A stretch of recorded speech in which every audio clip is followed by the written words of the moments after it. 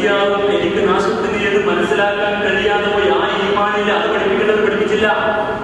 അത് പഠിപ്പിക്കാതെ നിങ്ങൾ നന്നായി നിസ്കരിച്ചാൽ മതി, ബാക്കിയൊന്നും കുഴപ്പമില്ല കൂട്ടരെ പഠിപ്പിച്ചപ്പോ നീര് നീര് രണ്ടാക്കി വിറ്റപ്പോ ഇത് നേരെ ചൊവ്വേ ഒരെണ്ണം ഉണ്ടോ കാണിച്ചു തരാൻ നിങ്ങളുടെ കയ്യിൽ? ഒരെണ്ണം ഉണ്ടോ നിങ്ങളുടെ കയ്യിൽ കാണിച്ചു തരാൻ? മാന്യനായി ലൂത്ത് നബി അലൈഹി സ്വലാമിനെ കുറിച്ചില്ലേ ആ സമുദായത്തോട്, അലൈസ ഫീകും റജുലുൻ റഷീദ്, ഒരെണ്ണമെങ്കിലും ഉണ്ടോ ആണെങ്കിലും നിങ്ങളുടെ കൂട്ടത്തിൽ? അതൊരു ചോദ്യം, കാലഘട്ടത്തിന്റെ ചോദ്യം, നമ്മൾ ആവർത്തിക്കേണ്ടി വരിക, കാലഘട്ടത്തിന്റെ ചോദ്യം. അപ്പോ ഇത് നൽകുന്നവർ അള്ളയാണ്, ഇത് എടുത്ത് മാറ്റുന്ന അള്ളയാണ്. അതുകൊണ്ട് ഇതും അള്ളയെ നൽകിയത്, അതും അള്ളയാണ് നൽകിയത് മനസ്സിലാക്കണം, അത് മനസ്സിലാക്കണം. അതുകൊണ്ട് പ്രവാചകരെ പ്രാർത്ഥിക്ക്, ഭയപ്പെടേണ്ട, പ്രാർത്ഥിച്ചോ. എന്ത് അധികാരം നൽകിയത് രാജാധിരാജനായ അള്ളയാണെങ്കിൽ, അധികാരം എടുത്തു കളയുന്നതും രാജാധിരാജ അള്ളയാണെങ്കിൽ എന്ത് സംഭവിക്കും? അവൻ ഉദ്ദേശിക്കുന്നവരെ ഇസ്സത്തിലേക്ക് എത്തിക്കും, അവൻ ഉദ്ദേശിക്കുന്നവരെ അവൻ പ്രതാപത്തിലേക്ക് എത്തിക്കും. അവൻ ഉദ്ദേശിക്കുന്നവരെ താഴെയിട്ട് ചവിട്ടും. അതാണ് കാലഘട്ടത്തിന്റെ വർത്തമാനം. 30 കൊല്ലം അധികാരത്തിനവൻ താഴെ വീണ് കിടക്കുക, അടക്കി ഭരിച്ചവർ വീണുകൊണ്ടിരിക്കുക, തക്ബീറും പറഞ്ഞ് ഓടി നടക്കുന്നവർ വീണുകൊണ്ടേയിരിക്കുകയാണ്.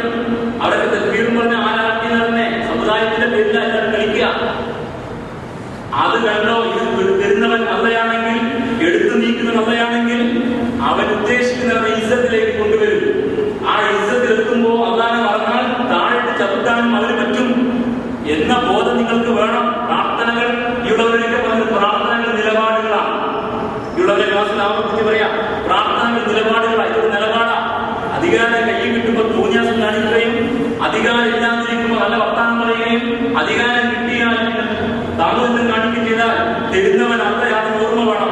എടുത്തു നീക്കാൻ അത് പറ്റും. അതുകൊണ്ട് ഇസ്സത്തിൽ നിന്നാൽ, നേരെ ചൊവ്വ നിന്നാൽ ഇസ്സത്തിൽ പോകാം. നേരെ ചെന്നെങ്കിൽ ഇസ്സത്ത് പോയിട്ട് പ്രതാപമില്ലാതെ നഷ്ടപ്പെട്ട് നിന്ദന്മാരായി കുത്തുപോളെടുക്കാം.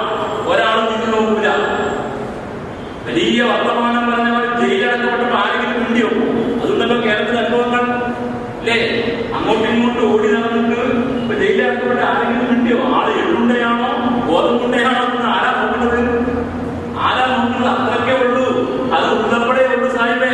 ഇതെല്ലാം പോയാൽ ആ നാൽക്കാലി വീടുണ്ടല്ലോ, വീട്ടിൽ കാവുകൾ, അതിന്റെ വില ഉണ്ടാവില്ല എന്ന് മനസ്സിലാക്കണമെന്നാണ് ഈ പറഞ്ഞ അർത്ഥം. കാലഘട്ടവുമായി ബന്ധപ്പെട്ട് പഠിക്കണം കാര്യങ്ങളെ. അതുകൊണ്ട് പ്രവാചകരെ നിങ്ങൾ വേദാറാവണ്ട, ഇതൊന്നും നിങ്ങൾ അത്ഭുതപ്പെടണ്ട. ഇതൊക്കെ അവിടുത്തെ ഇടപെട്ട് നടക്കുന്ന കാര്യമാണ്.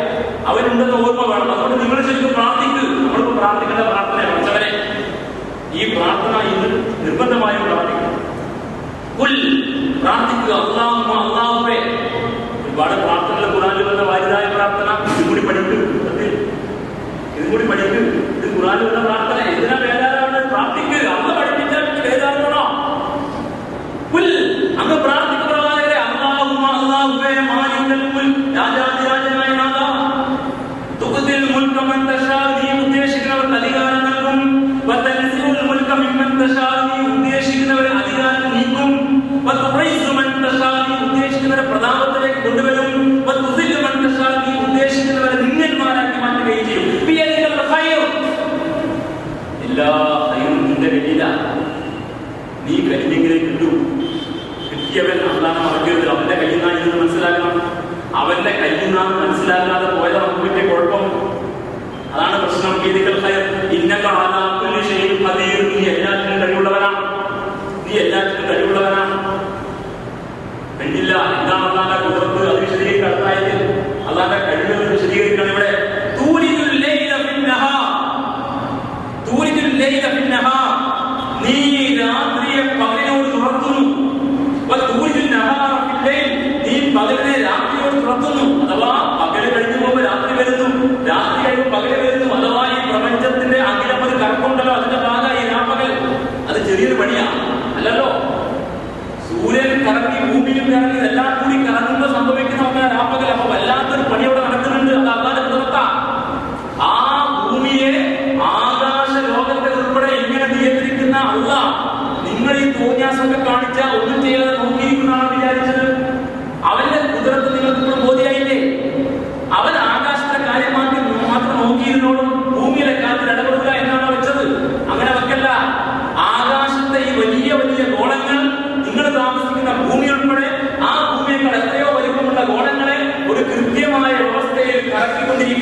സ്വയം അച്ചുതണ്ടിൽ കറങ്ങുന്നതോടൊപ്പം അവ സൂര്യൻ കറങ്ങിക്കൊണ്ടിരിക്കെ ഈ സൂര്യനും ഈ ഗ്രഹങ്ങളും വേറെ എന്തിനും കറങ്ങുന്ന അവസ്ഥയിൽ നമുക്ക് ഇന്നും പിടികിട്ടാത്ത ഒരു കറക്കം വളരെ വ്യവസ്ഥാപിതമായി നടത്തിക്കൊണ്ടിരിക്കുന്നതിന്റെ ഭാഗമായി നിങ്ങൾക്ക് രാവും പകലും ബോധ്യപ്പെടുന്നു. രാവിലെ തുറന്ന് പകല്, പകൽ തുറന്ന് രാത്രി, അത് ക്രമം തെറ്റാതെ വരുന്നുവെങ്കിൽ ഇത്രയും കൃത്യമായി കാര്യങ്ങൾ നിർണ്ണയിച്ച് നടത്താൻ വേണ്ടി കഴിയുമെങ്കിൽ ആകാശത്തെ കാര്യം മാത്രം നോക്കി അവിടെ ഇരുന്നോളും, ഭൂമിയിലെ കാര്യം നമ്മളെ ഏൽപ്പിച്ചിരിക്കുന്നു എന്നാണോ നിങ്ങൾ മനസ്സിലാക്കിയത്? അല്ല, അധികാരമാകുന്ന ഭൂമിയിലെ കാര്യവും അവൻ തന്നെ കറക്കും, അവൻ തന്നെ കറക്കും.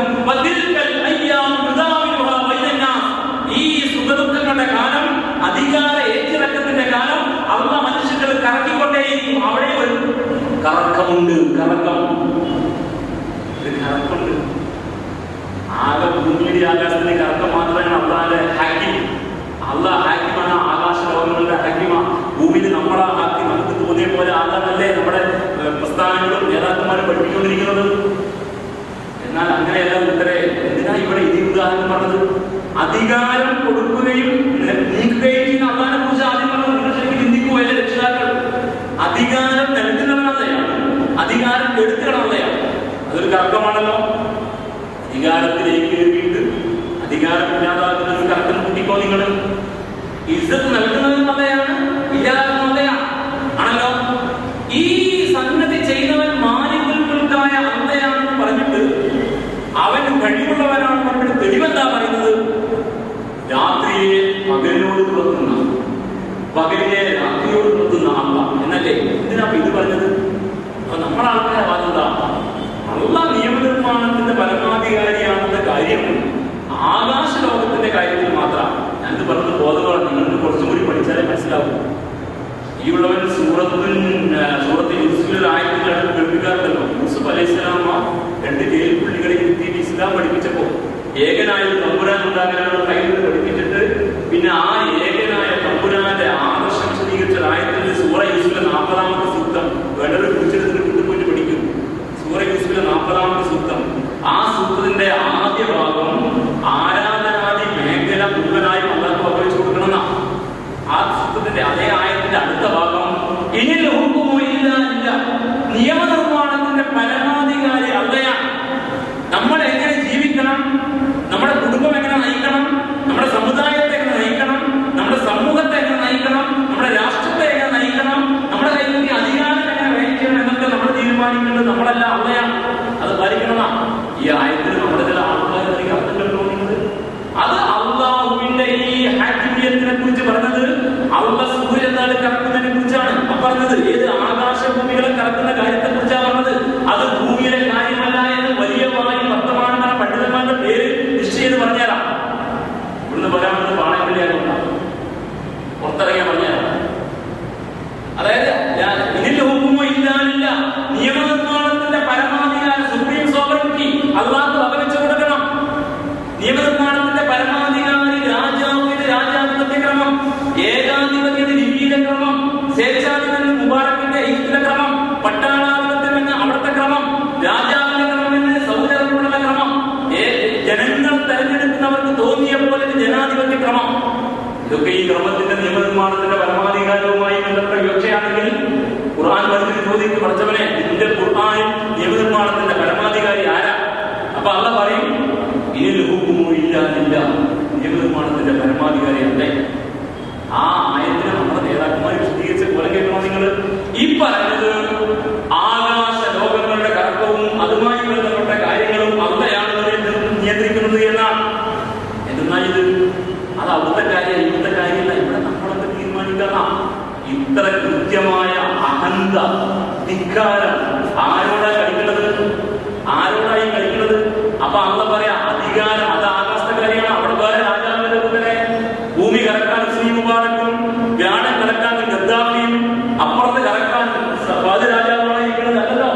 അത് അവിടെ അന്ന് തന്നെ ഉള്ളൂ. ശരി, അപ്പൊ പിന്നെ അധികാരത്തിന്റെ കാര്യം ഭൂമിയിലല്ലേ?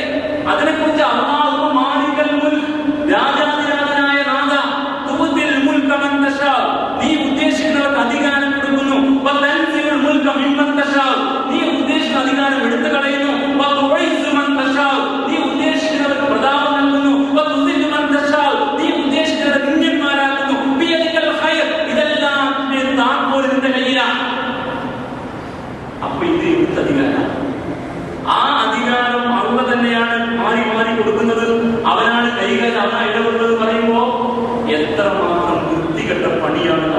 ദുരന്തം ഖുർആനിനോട് കാണിച്ചത്. ഭയങ്കര ദുരന്തമാണ് ഈ സമുദായത്തിൽ കുറിച്ചിട്ടുള്ളത്. വിശുദ്ധ ഖുർആനെ പഠിപ്പിക്കുന്ന കാര്യം അത് രേഖപ്പെടുത്തി വെച്ചിരിക്കാൻ നാണമാണല്ല. അപ്പൊ അള്ളാഹ് പറയാം, ഈ അള്ളാന്റെ കഴിവ് നിങ്ങൾ അറിയണം. ഈ ഭൂമിയിലെ അധികാരം കൊടുക്കൽ എടുത്തു കളയാൻ അള്ളാഹ്ക്ക് പറ്റും. അവൻ ഈ ഭൂമി, ഇതൊരു ചെറിയ കാര്യങ്ങളോ, നിങ്ങൾ ജീവിക്കുന്ന ഈ ഭൂമി ഇതിനേക്കാൾ വലിയ ഒരുപാട് ഗോളങ്ങളല്ലേ ആകാശത്ത് കറങ്ങിക്കൊണ്ടിരിക്കുന്നത്. അത് മൊത്തം ഒരു ക്രമത്തിലാണ് കറങ്ങുന്നത്. ഏതെങ്കിലും വഴിക്ക് വെച്ച് നിന്നാൽ ഭൂമിയിലെ കാര്യം. അപ്പൊ ഭൂമി സ്വയം കറങ്ങുന്നു, ഓരോന്നും സ്വയം കറങ്ങുന്നു, ഒപ്പം ഒരു ബ്രഹ്മാണ്ഡ സൂര്യത്തിൽ കറങ്ങിക്കൊണ്ടിരിക്കുന്നു. ഇവയൊക്കെ പിന്നെയും എന്തോ ഇതിനെ ആശ്രയിച്ച് കറങ്ങുന്നു. ഇവർക്ക് പുറകെ പിന്നെയും കുറെ ഉപഗ്രഹങ്ങൾ കറങ്ങിക്കൊണ്ടിരിക്കുന്നു എന്നൊക്കെ പറയുന്ന ആ വലിയ സംഗതി നടക്കുന്ന അള്ളയല്ല. അതിന്റെ ഭാഗമാണ് നിങ്ങൾക്ക് രാപ്പകലുകൾ. പുതിയായോ ആ കുതിർത്തൂടെ വേറെ നിങ്ങൾ എന്തെന്നാ മനസ്സിലാക്കി അവൻ അവിടെ നോക്കിയിരുന്നോ, ഇവിടെ നമുക്ക് നോക്കാനാണോ? അല്ല, അവൻ ഭൂമിയിൽ അള്ളാഹു ആകാശത്തെ ഇലാഹാണെങ്കിൽ അവൻ തന്നെയാണ് ഭൂമിയിൽ ഇലാഹ്. അള്ളയാണ് ആകാശത്തെ ഇലാഹെങ്കിൽ അവൻ തന്നെ ഭൂമിയിൽ ഇലാഹായിരിക്കണം. അവനാണ് ഈ തർക്കത്തിന്റെ ഭാഗമായി നിങ്ങൾക്ക് രാവ് പകല് എന്നിങ്ങനെ തരുന്നത് എങ്കിൽ അവൻ ഈ കറക്റ്റൊക്കെ നിയന്ത്രിക്കുന്നവനാണെങ്കിൽ അധികാരത്തെ മാറ്റി മാറ്റി എടുത്തു കൊടുത്തും വെച്ചും എടുത്തും കളിക്കുന്നവൻ അവൻ തന്നെ. അതുകൊണ്ട് അവൻ ആകാശത്തെ ഇലാഹാണ്, ഭൂമിയിൽ ഇലാഹാണ്. അവനാണ് ആകാശത്തെ ഇലാഹ്, അവൻ തന്നെയായിരിക്കണം ഭൂമിയിലെയും ഇലാഹ്.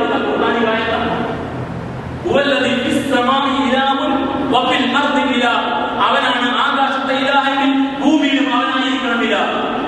അതുകൊണ്ട് വിട്ട് കളിക്കണ്ട, സൂക്ഷിച്ച് കളിച്ചോ. ആരോടാ കളിക്കുന്നത്? ഏതെങ്കിലും പ്രസ്ഥാനക്കാരല്ല, ഇസ്ലാമിനോടാ കളിക്കുന്നത്. ആരെങ്കിലും കൈകാര്യം തീവ്രവാദി, ഭീകരവാദി, മുദ്രബുദ്ധി, മതരാഷ്ട്രീയവാദം പറഞ്ഞിട്ട് മാറ്റിവെച്ചാൽ രക്ഷപ്പെടൂല. കളിക്കുന്നത് അള്ളാഹാണ്. അള്ളാഹ് പ്രതികാരം ചെയ്യും, സംശയമൊന്നും വേണ്ട. അള്ളാഹു ശരിക്കും പ്രതികാരം ചെയ്യും. സമയത്തിന്റെ പ്രശ്നം അടികൊണ്ടാലും നീക്കൂല. നമ്മുടെ നാട്ടിൽ സാധാരണ സയൻസ് പഠിച്ച കുട്ടികൾ പറയും, മിഡില ഓപ്പറാക്കേണ്ടത് പട്ടിക കൊണ്ടടിക്കണം. മിഡില ഓപ്പറാക്കേണ്ടത് ഡോക്ടറിന് മുമ്പിൽ ഈ വിഭാഗമാണ്. ഞാൻ സയൻസ് പഠിച്ച കൂട്ടത്തിലല്ല ഉള്ള സമയത്ത് വിദ്യാഭ്യാസം എഴുതിയിട്ടുണ്ട്. അതിന് പട്ടി കൊണ്ടടിക്കണം. അപ്പങ്ങൾക്ക് കൊണ്ടു കൊടുത്താൽ ചില മൂസാനെ കടിച്ച പോലെ തീരും. ആ മിഡില ഓപ്പറാക്കേണ്ടത് പട്ടിക കൊണ്ടടിക്കാൻ വെള്ളം തീർന്ന അതുപോലെ അടിക്കുന്ന ആളും സംശയമൊന്നും വേണ്ട, ഇട്ട് ചവിട്ടും. അതാണ് ഇപ്പൊ നടന്നിരിക്കുന്നത്. പഠിക്ക്, അള്ളാന്റെ ഹൃദയത്തെ മനസ്സിലാക്കണമെങ്കിൽ പഠിക്കും. അപ്പൊ അള്ളാഹ് പറയാ, ഈ അള്ളാന്റെ ഹൃദയത്തിൽ മനസ്സിലാകാണ്ട